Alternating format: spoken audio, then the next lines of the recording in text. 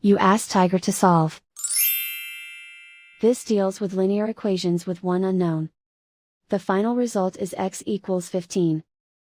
Let's solve it step by step. Simplify the expression. Expand the parentheses. Multiply the coefficients. Simplify the arithmetic. Group all constants on the right side of the equation. Add 160 to both sides. Simplify the arithmetic.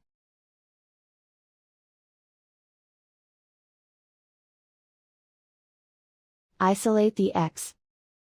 Divide both sides by 40. Simplify the fraction. Find the greatest common factor of the numerator and denominator.